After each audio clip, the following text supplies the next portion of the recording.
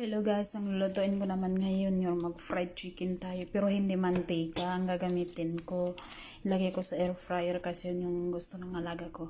Ito yung ano nila, yung fried chicken lang na madalian. Ito yung gamit kong mga manok. Tapos ito yung ano ko, di ko na pinakita sa inyo kung ano basta nilagay ko dito. Sibuyas, bawang, tapos curcum, paminta, olive oil, asin. Yun lang. At saka linagyan ko ng limon. Imamarinate ko muna siya, guys. Marinate muna natin siya. Para paano. Inislice ko na lang para pasok yung mga ano niya sa loob-loob niya.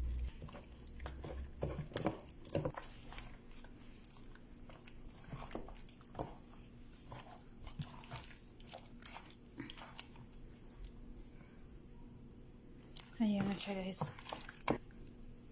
Takpan muna natin siya. Takpan na natin siya. Kukunin lang natin. Ito guys, yung i-coat natin sa manok natin na fried chicken. Harina. Linagyan ko lang ng pepper, black pepper, paprika, garlic pepper, at saka asin. Guys, yung marinate natin. So, ang gagawin na lang natin, i-coat na lang natin. I-coat na lang natin dito. Tapos, ilagay ko sa air fryer.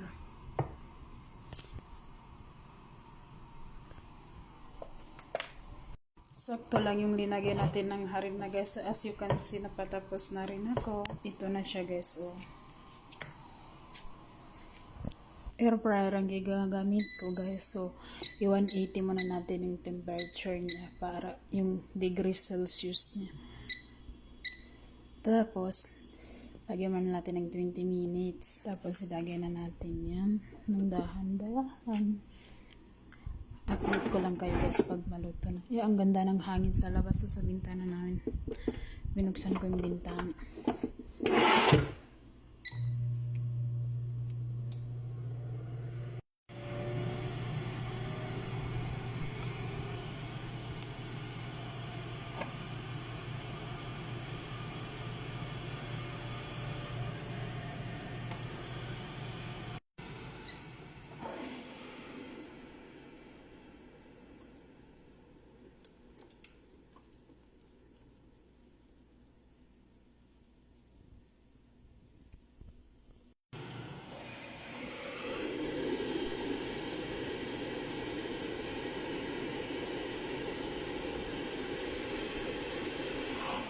Kunin ko na guys.